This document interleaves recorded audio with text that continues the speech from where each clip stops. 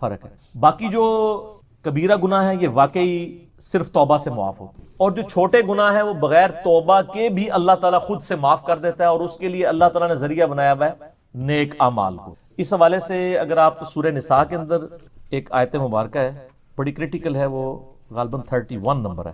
اعوذ باللہ من الشیطان الرجیم، بسم اللہ الرحمن ان تجتنبوا کبائر ما تنہون عنہ، اگر تم ان بڑے بڑے گناہوں سے بچ جاؤ گے جن سے تمہیں منع کیا گیا ہے، نکفر عنکم سیئاتکم، تو اللہ تعالیٰ چھوٹے گناہ ویسے ہی معاف کر دے گا. اللہ اکبر. وندخلکم مدخلا کریما، اور تمہیں ہمیشہ کی عزت اور اکرام والی جگہ میں یعنی جنت کے اندر داخل کرے. بڑے گناہوں سے بچنا ہے. وہ بڑے گناہ میں بعد میں بتاتا ہوں کون سے ہیں. ہماری بدقسمتی ہے کہ اکثر گناہ بڑے ہی ہیں، چھوٹے گناہ جو ہیں وہ اس کی ڈیٹیل، بلکہ چھوٹے گناہوں کے بارے میں بھی اتفاق ہے کہ چھوٹا گناہ بھی جو ہمیشہ کیا جائے تو وہ بڑے کی کیٹیگری میں فال کرتا ہے. ایک اور آیت ہے سورۃ النجم میں، یہ زبردست ہے. اللہ تعالیٰ فرماتا ہے نیک لوگوں کے بارے میں، الذین یجتنبون کبائر الاثم، وہ لوگ جو بڑے بڑے گناہوں سے بچتے ہیں، والفواحش، اور بے حیائی کے کاموں سے، الا اللمم، ہاں مگر کبھی کبھار کوئی چھوٹا معاملہ ہو جائے. الا اللمم کو اللہ نے بھی چھوڑ دیا ہے، بڑے گناہوں سے بچو. ان ربک واسع المغفرہ، بے شک تیرا رب وسعت والا ہے مغفرت کے اعتبار سے. ہوا اعلم بکم، وہ تو تمہیں اس وقت سے جانتا ہے، اذا انشأکم من الارض، جب تم زمین سے اگے تھے. ہائے ہائے ہائے، انسان بھی زمین سے اگا ہے، کیونکہ انسان جس منی کے قطرے کی پیداوار ہے، وہ منی کیسے تیار ہوتی ہے؟ اس خوراک سے جو زمین سے نکلتی ہے. کدھر تک اللہ تعالیٰ نے بات کی ہے. وَإِذَا أَنْتُمْ أَجِنَّةٌ فِي بُطُونِ أُمَّهَاتِكُمْ، اور جب تم ایک چھوٹے سے ایمبریو اور جنین کی شکل میں ماں کے پیٹ میں ہوتے ہو، وہ تو اس وقت سے تمہیں جانتا ہے. فَلَا تُزَكُّوا أَنفُسَكُمْ، تو مت کہا کرو میں بڑا پرہیزگار ہوں. هُوَ أَعْلَمُ بِمَنِ اتَّقَىٰ، اسے خوب معلوم ہے کہ کون کتنا پرہیزگار ہے. اور جو خدا آپ کو زمین سے اگتے وقت سے اس ایمبریو سے لے کر پیدا ہونے تک اور مرتے دم تک جانتا ہے، اس سے کوئی چیز چھپی ہوئی ہے. تو اس میں بھی آیا کہ لبم، جو چھوٹی موٹی چیزیں وہ اللہ تعالیٰ معاف کر دے گا، لیکن بڑے بڑے گناہوں سے بچنا ہوگا. اور ایک اور میں کریٹیکل آیت بتا دوں، یہ تو کہتے ہیں نا جناب وہ توبہ بس کر لیجیے، خالی کھلی توبہ نہیں ہونی چاہیے. اللہ تعالیٰ خالی کھلی توبہ کو نہیں مانتا. یہ سورہ نساء کے اندر ہی مسئلہ نمبر میرا 18 ہے، اور وہ بائی چانس آیت نمبر بھی 18 ہے، گناہ کبیرہ اور توبہ کا بیان. اللہ تعالیٰ فرماتا ہے انما التوبۃ علی اللہ، اللہ کے ذمہ ہے ایسے لوگوں کی توبہ کو قبول کرنا، للذین یعملون السوء بجہالۃ، جو کوئی نادانی میں گناہ کر بیٹھے، ثم یتوبون من قریب، اور پھر فوراً ہی توبہ کر لیں، اس کو تو میں معاف کر دوں گا. فاولئک یتوب اللہ علیہم، ایسے پر اللہ تعالیٰ رجوع فرمائے گا توبہ کے ساتھ. وکان اللہ علیما حکیما، اور اللہ تعالیٰ علم والا حکمت والا ہے. ولیست التوبۃ، اور اس کی تو کوئی توبہ نہیں ہے، للذین یعملون السیئات، جو کہ برے اعمال کرتے ہیں، حتی اذا حضر احدہم الموت، یہاں تک کہ ان میں سے کسی کے موت کا وقت قریب آتا ہے، قال انی تبت الآن، تو کہتا ہے اللہ میں اب توبہ کرتا ہوں. یعنی موت کے وقت اگر کوئی توبہ کرتا ہے وہ توبہ نہیں ہے. وہ جامعہ ترمذی میں حدیث ہے نا کہ موت کے غرغرے سے پہلے پہلے توبہ ہے، نزع کا وقت آنے سے پہلے. اس وقت تو فرعون نے بھی کہہ دیا تھا کہ میں رب موسیٰ اور ہارون پر ایمان لاتا ہوں، تو اللہ تعالیٰ نے کیا فرمایا تھا؟ الآن، اب ایمان لے کر آیا، اب تو کوئی فائدہ نہیں. وَلَلَّذِينَ يَمُوتُونَ وَهُمْ كُفَّارٌ، نہ ان لوگوں کی توبہ قبول ہوگی جو کفر کی حالت میں دنیا سے چلے گئے. اولئک اعتدنا لهم عذابا الیما، ایسے لوگوں کے لیے اللہ تعالیٰ نے دردناک عذاب تیار کر رکھا ہے. اب رہ گئے یہ گناہ آٹومیٹکلی کیسے نیکیوں سے معاف ہوتے ہیں، اس کا ذکر بھی اللہ تعالیٰ نے سورہ ہود کے اندر کیا ہے. سورہ ہود کے اندر 114 نمبر غالباً آیت ہے، ہاں یہ اعوذ باللہ من الشیطان الرجیم. وَأَقِمِ الصَّلَاةَ طَرَفَيِ النَّهَارِ، نماز کو قائم رکھو دن کے دونوں سروں پہ، یعنی ادھر سے آپ فجر کہہ لیں اور ادھر سے مغرب اور عشاء. وَزُلْفًا مِنَ اللَّيْلِ، اور رات میں بھی. اِنَّ الْحَسَنَاتِ، بے شک جو نیکیاں ہیں، یذہبن السیئات، وہ مٹا دیتی ہیں برائیوں. کون سی چیز مٹا دیتی ہے؟ نیکیاں. اور نیکی کون سی ذکر ہوئی؟ نماز.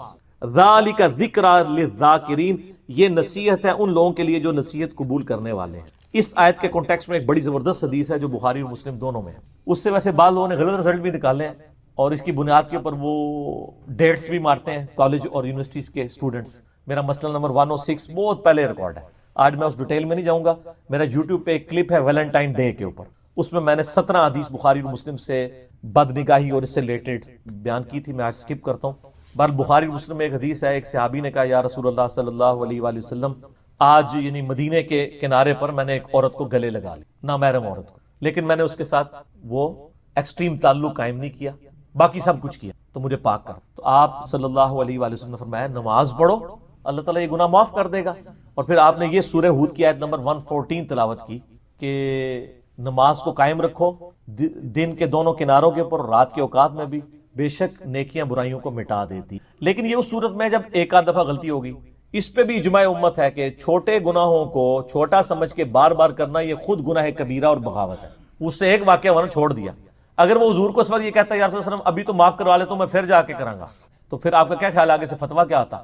تو غلطی ہو گئی، فوراً رجوع لائیں۔ بخاری مسلم دونوں میں حدیث موجود ہے، آپ صلی اللہ علیہ وآلہ وسلم نے فرمایا بتاؤ اگر کسی کے گھر کے آگے سے نہر بہتی ہو، اس میں 5 دفعہ غسل کرے، اس کے جسم سے کوئی میل اس میں باقی رہ جائے گا؟ صحابہ نے کہا نہیں۔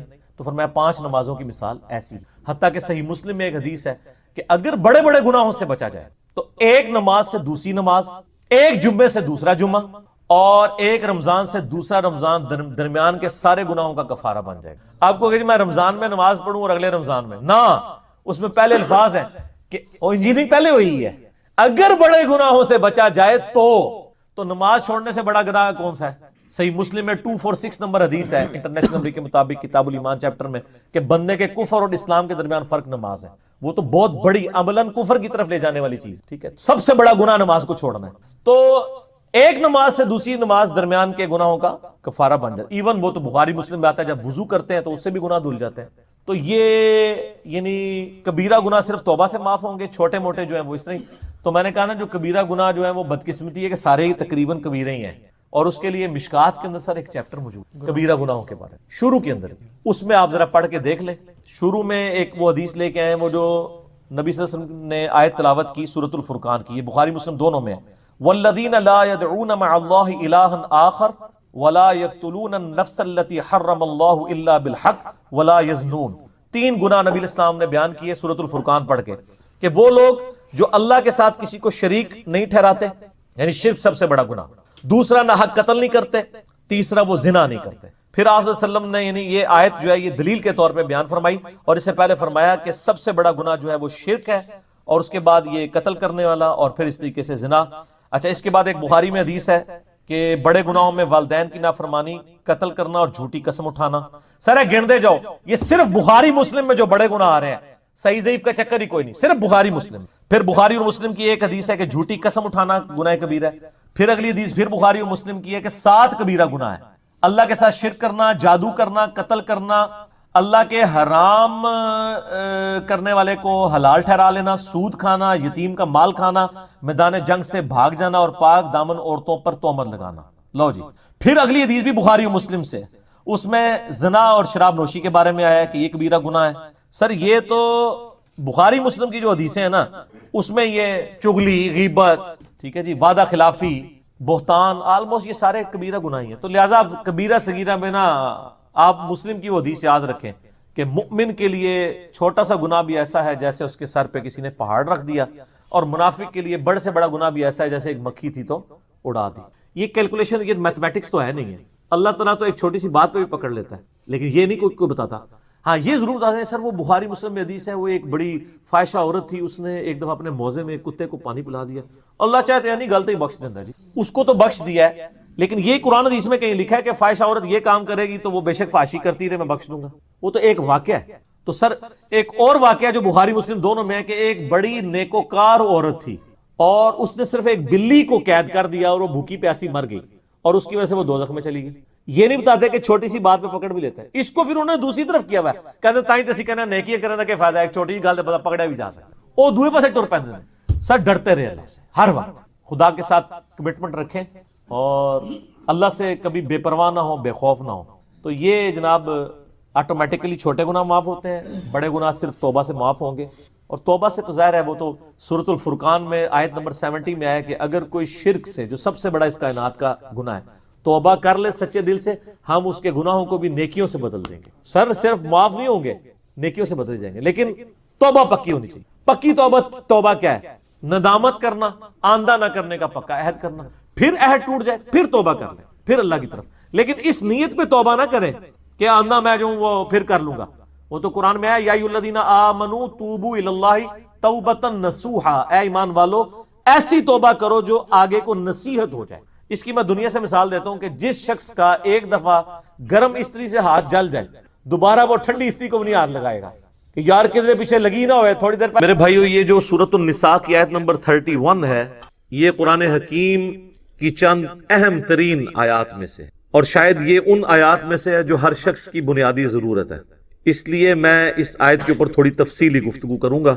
اس کے اندر اللہ تعالیٰ نے گناہ کے حوالے سے جو اپنا پوائنٹ آف ویو ہے وہ کھول کر بیان کر دیا ہے کہ میں کن گناہوں کے بارے میں زیادہ سختی فرماؤں گا اور کن کے بارے میں زیادہ سختی نہیں فرماؤں گا. پہلے اس آیت کو کور کرتے ہیں، پھر انشاءاللہ اس کے کانٹیکسٹ میں کراس ریفرنس کے طور پہ قرآن حکیم سے کچھ آیات پیش کروں گا گناہ کبیرہ کے پوائنٹ آف ویو سے، اور کچھ صحیح الاسناد احادیث بھی انشاءاللہ اس حوالے سے ڈسکس کریں گے. اعوذ باللہ من الشیطان الرجیم بسم اللہ الرحمن الرحیم. ان تجتنبوا کبائر ما تنہون عنہ، اگر تم ان بڑے بڑے گناہوں سے بچ جاؤ گے جن سے ہم نے تمہیں روکا ہے، نکفر عنکم سیئاتکم، تو باقی سارے گناہ ہم تمہارے ویسے ہی معاف کر دیں گے، محو کر دیں گے. وندخلکم مدخلا کریما، اور ہم تمہیں داخل کریں گے عزت والی جگہ پر، یعنی اللہ نے جو رحمت کا مقام اپنا رکھا ہے جنت. اللہم اجعلنا منہم، آمین. اللہم انا نسألک جنت الفردوس مع النبیین والصدیقین والشہداء والصالحین، آمین. تو یہاں پہ بنیادی فلسفہ اللہ نے بیان کر دیا ہے کہ اگر تم بڑے بڑے گناہوں سے بچ جاؤ گے نا، چھوٹوں سے ہم ویسے ہی درگزر. یہ بہت بڑی بات ہے، اور یہ ٹاپک جو ہے قرآن حکیم میں دو مقامات کے اوپر جو ہے وہ اس انداز میں بیان ہوا ہے کہ جس سے پوری ڈاکٹرن کلیئر ہو جائے گی. ایک مقام یہ ہے، اور ایک پارہ نمبر 27 کے اندر سورۃ النجم کی آیت نمبر ہے 32. وہ آیت بھی میں ساتھ کور کر دیتا ہوں تاکہ آپ کو کراس ریفرنس کے طور پہ یہ پتہ چل جائے.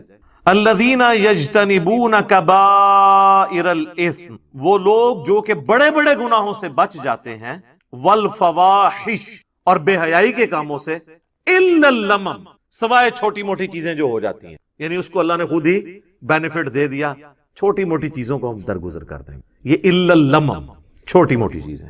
ان ربک واسع المغفرہ، بے شک تیرا رب وسیع مغفرت والا ہے. ہوا اعلم بکم، وہ تو تمہیں اس وقت سے جانتا ہے، اذ انشأکم من الارض، جب تم زمین سے پیدا ہوئے تھے، پھوٹے تھے. زمین سے، انسان کی جو خوراک ہے وہ زمین سے آتی ہے، اور اسی خوراک کا جوہر ہے جو اللہ تعالیٰ نے مرد و عورت کے تعلق کے ساتھ پیدائش کا ذریعہ بنایا ہے. اس لیے الٹیمیٹلی ہر انسان بھی زمین سے ہی ہوگا. یہ ہے اس کے اندر باریکی. وَإِذْ أَنْتُمْ أَجِنَّةٌ فِي بُطُونِ أُمَّهَاتِكُمْ، اور وہ اس وقت بھی تمہیں جانتا ہے جب تم ایک جنین کی شکل میں، ایک ایمبریو کی شکل میں رحم مادر میں تھے، ماں کے شکم میں تھے، وہ اس وقت سے تمہیں جانتا ہے. یعنی اللہ تعالیٰ سے کون سی انسان کی چیزیں چھپی رہ سکتی. فَلَا تُزَكُّوا أَنفُسَكُمْ، تو مت کہا کرو اپنے آپ کو کہ میں بڑا پرہیزگار اور نیک ہوں. هُوَ أَعْلَمُ بِمَنِ اتَّقَىٰ، وہ خوب جانتا ہے کہ کون کتنا متقی. اللہ کہہ رہے زمین سے جب تم اگے تھے، سر یہ اللہ ہی ڈیٹا رکھ سکتا ہے کہ زمین سے جو گندم اگنی ہے، یہ گندم کس نے کھانی ہے، اور باقی چیزیں جو انسان استعمال کرتا ہے، اس سے پھر وہ جو قطرہ بننا ہے منی کا اور مرد و عورت کا جو ملاپ، پوری کی پوری چیزیں، یعنی بالکل جسے کہتے ہیں نا بنیاد تک اللہ تعالیٰ کے علم میں ہے.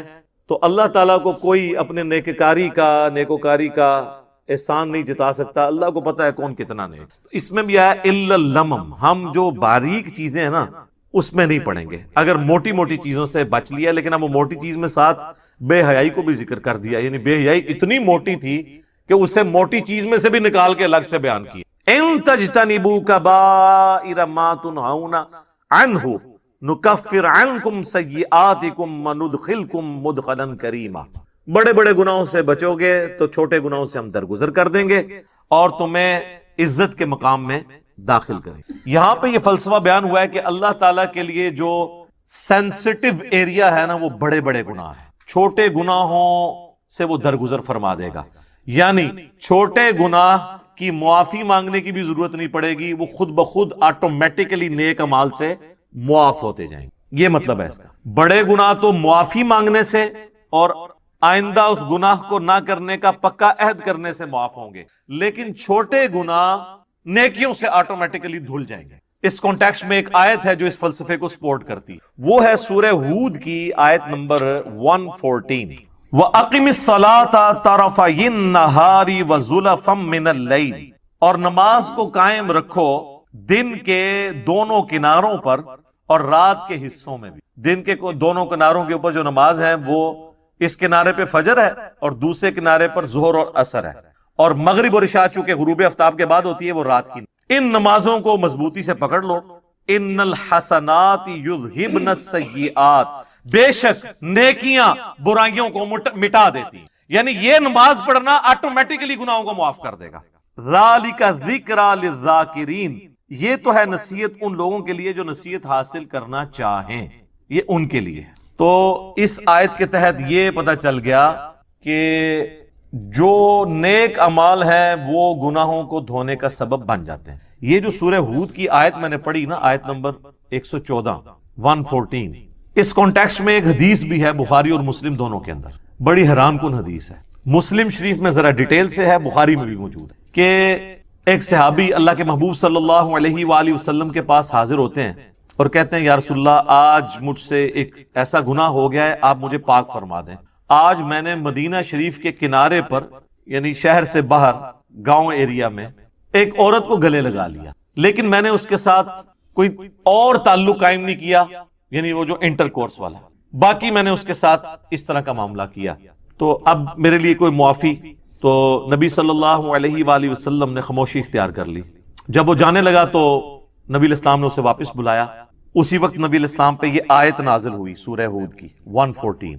آپ نے یہ آیت تلاوت کی کہ دن کے دونوں سروں پر اور رات کے اوقات میں نماز کو قائم رکھو، بے شک نیکیاں گناہوں کو مٹا دیتی ہیں، محو کر دیتی ہیں۔ تو نبی علیہ السلام نے کہا کہ نماز پڑھو، تمہارا یہ گناہ معاف ہو جائے گا۔ اچھا، بعض لوگ اس سے سمجھتے ہیں کہ کوئی اگر ڈیٹس مارتا رہے لڑکیوں کے ساتھ، نماز پڑھ لے تو آٹومیٹکلی معاف ہو جائے گی۔ نہیں، اس پہ بھی اجماع ہے پوری امت کے علماء کا، چاہے سنی ہو یا شیعہ، کہ کسی چھوٹے گناہ کو چھوٹا سمجھ کے تکرار کے ساتھ کرنا بھی گناہ کبیرہ ہے۔ یہ تو ایک کبھی کبھار ہو جائے نا، لیکن وہ یہ تو نہیں تھا کہ نبی علیہ السلام نے اسے یہ کہا کہ ہاں روزانہ گلے لگا لیا کرو، اس کے بعد پھر نماز پڑھ لیا کرو، ایسا نہیں ہے۔ یعنی کبھی کبھار کوئی نفس سے مغلوب ہوا تو اس کی نیکیاں گناہوں کو محو کر دیں گے۔ اسی کو سپورٹیو ایک اور حدیث ہے بخاری اور مسلم دونوں کے اندر، نبی صلی اللہ علیہ وآلہ وسلم نے فرمایا، بھلا بتاؤ تو اگر کسی شخص کے گھر کے آگے سے نہر گزرتی ہو اور وہ روزانہ اس میں 5 دفعہ غسل کرے تو اس کے جسم پہ کوئی میل باقی رہ جائے گا؟ صحابہ نے کہا نہیں یا رسول اللہ صلی اللہ علیہ وآلہ وسلم۔ تو آپ نے فرمایا کہ پھر 5 نمازوں کی مثال بھی ایسی ہی ہے کہ اس کے جسم سے گناہ سارے دھل جائیں گے، لیکن چھوٹے گناہ، بڑے گناہ نہیں معاف ہوتے۔ بڑے گناہ صرف توبہ سے معاف ہوتے ہیں اور آئندہ گناہ نہ کرنے کا پکا عہد کرنا۔ چھوٹے گناہ آٹومیٹکلی نیکیوں سے معاف، اور بڑے گناہ جب معاف ہوتے ہیں، وہ سورۃ الفرقان کی آیت نمبر 70 ہے، 70 نمبر، کہ اگر کوئی بڑے بڑے گناہوں سے توبہ کر لے، حتیٰ کہ اللہ نے اس بڑے گناہوں میں شرک کو ذکر کیا، قتل نہ حق کو ذکر کیا، زنا کو ذکر کیا، اور کہا کہ اگر کوئی ان سے بھی توبہ کر لے ہم اس کے گناہوں کو بھی نیکیوں سے بدل دیں گے، صرف معاف نہیں کریں گے، گناہوں کو نیکیوں سے بدل دیں گے۔ سبحان اللہ وبحمدہ، سبحان اللہ العظیم، آمین۔ تو بڑے بڑے گناہوں سے اگر توبہ کر لی جائے تو وہ اتنی بڑی نیکیاں بن جائیں گی، لیکن وہ توبہ پاکستانی توبہ نہیں ہوگی، وہ پکی والی توبہ ہوگی۔ اور توبہ کا طریقہ اللہ تعالیٰ نے قرآن میں بتا دیا ہے کہ پاکستانی توبہ میں، یعنی جس کو میں کہتا ہوں کہ کتابوں کے خدا میں اور بابوں کے خدا میں کیا فرق ہے۔ سورۃ النحل کی آیت نمبر ہے 119، اس میں اللہ تعالیٰ نے اپنا کانسیپٹ بتا دیا توبہ کا۔ ثم ان ربک للذین عملوا السوء بجہالۃ، اس کے بعد تمہارا رب ان لوگوں کے حق میں جو جہالت میں گناہ کر بیٹھیں، ثم تابوا من بعد ذلک، اور پھر گناہ کے بعد فوراً توبہ کر لیں، وَأَصْلَحُوا، اور اپنی اصلاح کر لیں، یعنی بندے کے پتر بن جائیں، جو ہوا اس کے بعد پھر وہ ٹھیک بھی کریں اپنے آپ کو۔ إِنَّ رَبَّكَ مِن بَعْدِهَا، اس کے بعد تیرا رب لغفور الرحیم، ضرور بخشنے والا مہربان ہے۔ کس کے بعد؟ جو توبہ کرے، رجوع لائے اللہ کی طرف اور اپنے آپ کو سدھار لے پھر میں اس کو معاف کروں. خالی استغفار کی تسبیح پھیرنے سے معافی نہیں ہوگی. یہ ہے کنسپٹ قرآن کا. یہ پیرلل میں دو چیزیں نہیں چل سکتی، اللہ کے ساتھ بغاوت بھی اور خالی استغفار کی تسبیح پڑھنا. تو یہ کنسپٹ اللہ تعالیٰ نے توبہ کے حوالے سے کلیئر کر دیا. اب آ جائیں اس طرف جو میں نے کہا کہ کبیرہ گناہوں سے اگر بچ جائیں تو چھوٹے معاف ہو جائیں گے. اس کو سپورٹیو ایک اور حدیث ہے جو صحیح مسلم میں ہے، وہ ڈسائسو حدیث ہے. اس کے الفاظ ہیں اگر بڑے بڑے گناہوں سے بچا جائے تو ایک نماز سے دوسری نماز، ایک جمعے سے دوسرا جمعہ اور ایک رمضان سے دوسرا رمضان درمیان کے تمام گناہوں کا کفارہ بن جائے گا، اگر بڑے بڑے گناہوں سے بچا جائے. اب یہ نہیں ہے کہ ادھر سے ایک جمعہ پڑا ادھر سے ایک جمعہ اور درمیان والے معاف نہ، کیونکہ اس کے الفاظ ہیں اگر بڑے گناہوں سے بچا جائے. تو مجھے بتائیں نماز چھوڑنے سے بڑا گناہ کون سا ہو سکتا ہے؟ صحیح مسلم میں حدیث ہے بندے کے کفر اور ایمان کے درمیان، شرک اور اسلام کے درمیان فرق نماز ہے. لہٰذا جو نماز چھوڑتا ہے تو ایک جمعے سے دوسرا جمعہ درمیان کے گناہوں کا اس کا کفارہ نہیں بنے گا. ایک رمضان سے دوسرا رمضان درمیان کے گناہوں کا کفارہ نہیں بنے گا. ایک نماز سے دوسری نماز درمیان کے گناہوں کا کفارہ نہیں پڑے گی کہ اگر کوئی کہے جی میں فجر پڑھ لوں اور ادھر سے عشاء پڑھ لوں درمیان والی معاف ہو جائے. نہیں. جامعہ ترمذی میں حدیث ہے، شقیق تابعی کہتے ہیں کہ صحابہ کرام نماز چھوڑنے والے کے علاوہ کسی کی تکفیر نہیں کرتے تھے. جو نماز نہیں پڑھتا تھا اس کو وہ کافر سمجھ. یہ پاکستان کے شناختی کارڈ میں بے نمازی مسلمان ہے، اللہ کے ہاں بے نمازی مسلمان نہیں ہے. جامعہ ترمذی میں حدیث ہے جس نے جان بوجھ کے نماز چھوڑ دی اس نے کفر کیا. اور جان بوجھ کے چھوڑنے سے مراد یہ نہیں کہ بندہ کہ میں بڑا مصروف ہوں، نہیں. بخاری اور مسلم دونوں میں حدیث ہے کہ اگر کوئی شخص بھول جائے یا سویا ہوا ہو تو جیسے ہی اسے یاد آئے یا وہ اٹھے تو نماز پڑھ لے. اور پھر نبی الاسلام نے وہ آیت تلاوت کی سورہ طٰہٰ کی، وَأَقِمِ الصَّلَاةَ لِذِكْرِي، اور میری یاد کے لیے نماز کو قائم رکھنا. تو نبی الاسلام نے فرما دیا کہ وہ جو جان بوجھ کے یہ ہے کہ ایک بندہ جاگ بھی رہا تھا اور بھولا ہوا نہیں تھا اور اس نے نماز چھوڑ دی، وہ مارا گیا. ایک اور چیز ہو سکتی ہے کہ کوئی مجنون ہو جائے، جو صحیح بخاری میں مولا علی کا قول ہے تعلیقاً کہ 3 لوگوں سے قلم اٹھا لیا گیا ہے، چھوٹے بچے سے، پاگل سے اور سوئے ہوئے شخص سے، یہاں تک کہ وہ جاگ جائے. تو یہ حدیث مرفوع بھی ہے، نبی الاسلام سے بھی مولا علی نے نقل کی ہے، سنن ابن ماجہ میں بھی ہے، ترمذی میں بھی. بخاری میں امام بخاری سے چیپٹر کی ہیڈنگ میں لے کے آئے ہیں. اس کانٹیکسٹ میں جو سیدنا عمر کے پاس ایک دفعہ ایک مقدمہ کسی پاگل کے بدکاری کرنے کا آیا تھا تو مولا علی نے کہا تھا کہ اس کے اوپر سزا جاری نہیں ہوگی کیونکہ اس کا ذہنی توازن درست نہیں ہے. تو پاگل کوئی ہو گیا ہے، سویا ہوا ہے، بھول گیا ہے تو پھر معاملہ الگ ہے، ورنہ آپ نے نماز پڑھنی ہے. اور نماز چھوڑنے کی معافی جو ہے وہ نیک اعمال سے نہیں ہوگی کیونکہ یہ تو فرض ہے، اسی طریقے سے باقی جو فرائض. تو یہ گناہ کبیرہ کے حوالے سے کنسیپٹ کلیئر ہو گیا. یہ کبیرہ اور صغیرہ کی بحثیں تو ساری علمی ہیں، ادروائز صحیح مسلم میں حدیث ہے. عبداللہ ابن مسعود کہتے ہیں نبی صلی اللہ علیہ وآلہ وسلم سے بھی انہوں نے مرفوع کیا اس حدیث کو کہ مؤمن کے لیے چھوٹا سا گناہ بھی ایسا ہے جیسا کہ اس کے سر پہ کسی نے پہاڑ رکھ دیا، گویا اس پہ گرا چاہتا ہے. اور منافق کے لیے بڑے سے بڑا گناہ بھی ایسا ہے گویا ناک پہ مکھی بیٹھی تھی اس نے اڑا دی. تو وہ اس کو سینسٹیو ہی نہیں ہوگا اس معاملے میں، جس کو ہم پنجابی میں کہتے ہیں کہ عقل نہ ہوئے تھے موجیں ہی موجاں، عقل ہوئے تھے سوچیں ہی سوچاں. جس کو عقل نہیں ہے تو وہ موج ہی مارے گا نا، وہ تو کپڑے بھی اتار کے پھیرے گا تو وہ ریلیکس کرے گا. لیکن کوئی عقل مند آدمی تو اپنے کپڑے اتار کے نہیں پھیر سکتا. ہاں کوئی بزرگ ہو تو وہ پھیر سکتا. مجذوب تو اس کا بھی وہ کہتے ہیں کہ انہاں تو قلم اٹھے ہے، تو سیدھی طرح کہنا پاگل ہے، قلم اٹھے ہے، مجنون، مجذوب، شطحیات، پنجابی بونگیاں. تو آپ دیکھنے کتنے ننگے پیر ہیں، ہمارے کتنے پرائم منسٹر ہیں جو وہ ان ننگے پیروں کے پاس جا کے بیٹھتے تھے اور جا کے ان سے تھاپڑے مرواتے تھے. ان سارے پیروں کو کہنا پاکستان کا قرضہ اتار دیں نا، بجلی پوری کر دیں. پرائم منسٹر تو ظاہر ہے جڑی جماعتاں انہوں نے بنڈا ہے نا کسی نے. تو یہ ساری کہانیاں ہیں اور یہ سارے ان کے پاس پہنچے ہوتے ہیں. یہ ہماری یعنی قوم کی ایز اے قوم جہالت ہے. تو اللہ تعالیٰ نے گناہ کبیرہ کے حوالے سے بتا دیا. اب آخر میں اگر میں لسٹ کا ذکر کروں، یہ ایک تلخ چیز تھی جو میں نے اس آیت کے کانٹیکسٹ میں آخر میں رکھی ہے کہ یہ ہماری بدقسمتی کہہ لیں کہ اکثر گناہ جو ہمیں معلوم ہیں وہ سب کے سب کبیرہ گناہ ہیں، ان میں کوئی گناہ چھوٹا گناہ نہیں. ہم ان کو چھوٹا سمجھ رہے ہوتے ہیں. اگر آپ کو یہ سارے گناہوں کی لسٹ چاہیے نا تو بخاری مسلم کے حوالے سے مشکات المصابیح میں اگر آپ چلے جائیں نا تو مشکات کے شروع ہی میں پہلی جلد کے اندر آپ کو ایک چیپٹر ملے گا گناہ کبیرہ کا بیان. چونکہ یہ کمبائنڈ فارم میں نوٹس ہیں مشکات، میں اسی لیے بار بار ایمفسائز کرتا ہوں کہ مشکات ضرور لیں. مثلا پہلی حدیث اس چیپٹر میں وہ بخاری اور مسلم دونوں سے لے کے آئے ہیں کہ عبداللہ ابن مسعود رضی اللہ تعالیٰ عنہ کہتے ہیں کہ نبی علیہ السلام سے کسی نے عرض کیا کہ اللہ کے نزدیک سب سے بڑا گناہ کون سا ہے؟ تو آپ نے فرمایا کہ تم اللہ کا شریک بناؤ حالانکہ اس نے تمہیں پیدا کیا ہے، یعنی شرک سب سے بڑا گناہ۔ اس نے پوچھا اس کے بعد، فرمایا اس اندیشے سے بچے کو قتل کر دو کہ وہ تمہارے ساتھ کھائے گا۔ اولاد کو اس لیے سے ایک فیملی پلاننگ ہے، وہ الگ چیز ہے، اس کا جواز موجود ہے، اس میں میری ویڈیوز ریکارڈ ہے۔ ایک یہ کہ پریگنینسی آئیڈینٹیفائی ہو گئی ہے اور آپ بچے کو قتل کر دیتے ہیں یا بچوں سمیت خودکشی کر لیتے ہیں، جو پاکستان میں خبریں اکثر آتی رہتی میڈیا میں۔ اس نے عرض کیا اس کے بعد، تو فرمایا اپنی پڑوسی کی بیوی کے ساتھ بدکاری کرنا۔ بدکاری تو کسی کے ساتھ بھی کرنا برا ہے، لیکن پڑوسی کا چونکہ حق ہے اس لیے اس کو ذکر کیا۔ پھر نبی صلی اللہ علیہ وآلہ وسلم نے سورۃ الفرقان کی آیت تلاوت کی، والذین لا يدعون مع اللہ الہا آخر ولا يقتلون النفس التي حرم اللہ الا بالحق ولا يزنون، جو میں نے شروع میں بھی حدیث کا ذکر کیا تھا کہ حدیث میں 3 بڑے گناہ بیان ہوئے ہیں۔ اگلی حدیث امام بخاری لے کے آئے ہیں جو مشکات والے امام نے نقل کی ہے کہ نبی علیہ السلام نے فرمایا اللہ کے ساتھ شریک بنانا، والدین کی نافرمانی کرنا، کسی کو ناحق قتل کرنا اور جھوٹی قسم اٹھانا کبیرہ گناہ ہے۔ دیکھ لیں یہ بھی کبیرہ ہے۔ اس سے اگلی حدیث بخاری اور مسلم دونوں میں ہے کہ جھوٹی قسم کی بجائے جھوٹی گواہی کا ذکر ہے اس حدیث کے اندر کہ جھوٹی گواہی دینا بھی گناہ کبیرہ ہے۔ اس سے اگلی حدیث بھی بخاری اور مسلم دونوں میں ہے، نبی علیہ السلام نے فرمایا 7 چیزوں سے بچو۔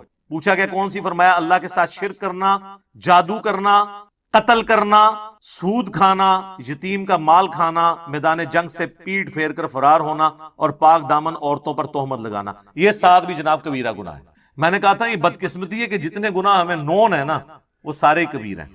اس سے اگلی حدیث بھی بخاری اور مسلم دونوں میں ہے، نبی علیہ السلام نے فرمایا جب زانی زنا کرتا ہے اس وقت وہ مومن نہیں ہوتا، جب چور چوری کر رہا ہوتا ہے وہ اس وقت مومن نہیں ہوتا، جب شرابی شراب پی رہا ہوتا ہے وہ اس وقت مومن نہیں ہوتا، اور جب وہ یہ کام کر چکتا ہے تو یعنی ایمان اس میں سے نکل جاتا ہے، اس کے بعد اس کے اندر ایمان دوبارہ لوٹتا ہے، اور خیانت کرنے والا خائن اس وقت مومن نہیں ہوتا۔ اور پھر آخر میں الفاظ ہیں پس تم بچ جاؤ، پس تم بچ جاؤ، 2 دفعہ نبی علیہ السلام نے فرمایا۔ تو آگے بخاری مسلم دونوں میں حدیث ہے منافق کی 3 نشانیاں ہیں، جب بات کرے تو جھوٹ بولے، وعدہ کرے تو خلاف ورزی کرے، اور جب امانت رکھی جائے خیانت کرے۔ لو جی پوری قوم کے اوپر فٹ ہو رہی ہے۔ اور مسلم میں تو آگے الفاظ ہیں اگرچہ وہ روزہ رکھے، نماز پڑھے اور مسلمان ہونے کا دعویٰ بھی کرے تب بھی وہ منافق ہے، یعنی عملاً منافق ہے، اعتقاداً نہیں، اعتقاداً تو مسلمان ہے لیکن عملاً منافق ہے۔ اور ایک اور حدیث ہے بخاری اور مسلم کی، اس میں 4 چیزوں کا ذکر ہے، نبی علیہ السلام فرمایا جو 4 خصلتیں جس میں ہوں گی وہ پکا منافق ہے، اور جس میں ایک ہوئی وہ بھی نفاق کی ایک شاخ کے اوپر ہے، یہاں تک کہ اس عمل کو چھوڑ دے۔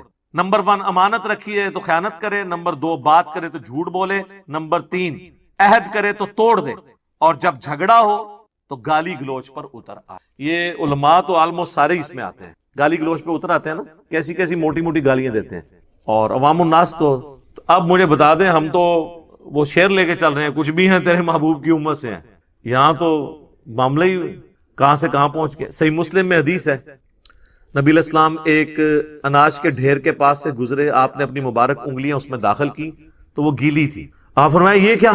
کہ رسول اللہ رات کو بارش ہو گئی تھی تو اناج گیلی ہوگی۔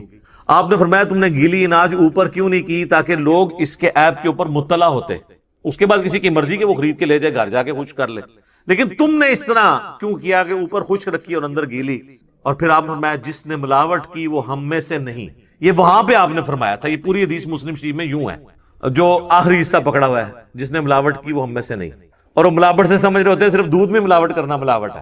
ملاوٹ یہ ہے کہ آپ غرر کریں، عربی میں غرر کہتے ہیں دھوکے کو، کوئی بھی دھوکا کسی فارم کے اندر، کسی کاروبار کے اندر، وہ اس کو حرام کر دے گا۔ جیسے ہی دھوکا آئے گا، چاہے وہ پلاٹس کی فائل کی شکل میں آئے اس کو حرام کر دے گا، چاہے بیچنے والی چیز کی شکل میں آئے اس کو حرام کر دے گا۔ یعنی آپ مال دکھائیں کچھ اور جب ڈال کے دینے لگے کچھ اور ڈال دیں تو آپ نے دھوکا کر دیا، غرر کر دیا۔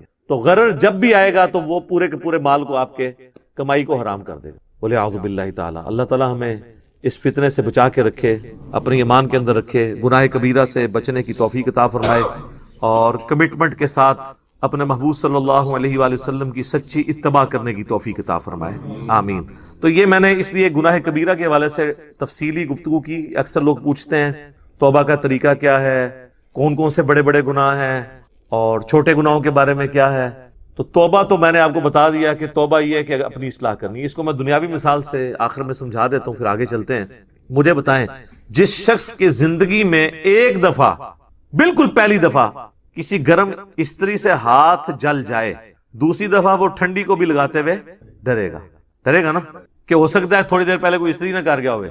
اس لیول کا ڈر جب آپ کا کسی گناہ کے بارے میں آئے گا نا دوبارہ کرتے ہوئے، تو آپ سمجھ لیں آپ نے توبۃ نصوحا کر لی. یا ایھا الذین آمنوا توبوا الی اللہ توبۃ نصوحا، ایسی توبہ کرو جو آگے کو نصیحت ہو جائے. اور اگر ایسا نہیں ہے تو بس پھر ٹھیک ہے، ایک خیال ہے اس کو، آپ کے ویژول تھنکنگز کو لے کے آپ چلیں اور کبھی آپ شیطان کے اوپر ڈال دیں. میں تو یہ چیلنج کرتا ہوں بار بار کہ اگر گورنمنٹ آف پاکستان یہ اناؤنسمنٹ کرے کہ جو شخص فجر کی نماز اپنے محلے کی مسجد کی پہلی صف میں ادا کرے تو فی فجر 1,00,000 روپیہ، دوسری صف والے کو 50,000، تیسری والے کو 25,000. تو دنیا کے سارے شیاطین مل کے دنیا کے سب سے بڑے بے نمازی کی بھی فجر نہیں چھڑوا سکتے. ہاں کر کے دیکھ لیں. اگر آپ کو ہے نا ایسی آنکھ ہی نہیں کھلتی، او جی انہوں ہوش ہی نہیں ہوندی. ہم نے ان لوگوں کو بھی اپنے آفس میں دیکھا ہے کہ جن کو ہوش ہی نہیں ہوتی تھی، لیکن جب انہوں نے کبھی کسی آفیشل ٹور پہ دوسرے ملک جانا ہوتا تھا تو اللہ کے فضل سے وہ تہجد کے وقت اٹھے ہوتے تھے. تو یہ سب کے سب بہانے ہیں. پھر کہتے ہیں دعا کریں توفیق مل جائے. آج تک ہمیں کسی نے نہیں کہا کہ دعا کریں، ارادہ ہے گھر جا کے رات کا کھانا کھانا ہے توفیق مل جائے. نہیں، وہ کھانا ہوتا ہے. آج تک کسی نے ٹوائلٹ جانے سے پہلے کہا جی دعا کریں، مطلب ایک بڑا مشکل کام میں کرنے جا رہا ہوں، ہے تو مشکل کام ہے سر، پیشاب بند ہو جائے تو نہیں کھلتا، آپریشن ہوتا ہے، تو مہربانی کریں ذرا دعا کریں کہ اللہ تعالیٰ عزت سے یہ پیشاب میرا نکلوا دے. نہیں، وہ ارادہ ہوتا ہے. سارے کی ساری یہ دعائیں توفیقیں نیک اعمال کے بارے میں، کیونکہ وہ کرنے نہیں ہوتے. یہ بات ہے جو ہم نے سر کام کرنا ہوتا ہے نا. آج تک کبھی ہوا ہے کہ کوئی شخص، ہمارے باوجداد میں بھی رپورٹ ہوا ہو، کوئی شخص مسجد میں نماز کے لیے گیا ہو تو شیطان دروازے پہ آ کے فزیکلی کھڑا ہو جائے، آج تک میں مسجد ہی نہیں وڑن دینا. اور یہ بھی نہیں ہوگا کہ اذان ہو اور آپ کے پاؤں آٹومیٹکلی مسجد کی طرف چل پڑے، یہ بھی نہیں ہوگا، ورنہ تو جنت اور جہنم کا کنسیپٹ ختم ہو جائے گا. یہاں اللہ نے اختیار دے دیا، انا ہدیناہ السبیل اما شاکرا و اما کفورا. ہم نے تو ہدایت کا راستہ واضح کر دیا ہے، چاہو تو شکر گزاری کی روش اختیار کرو، خواہ نہ شکری کی. اچھا، لیکن اس سے یہ بات نہ سمجھ لیجئے گا کہ اللہ کو کوئی پرواہ نہیں ہے.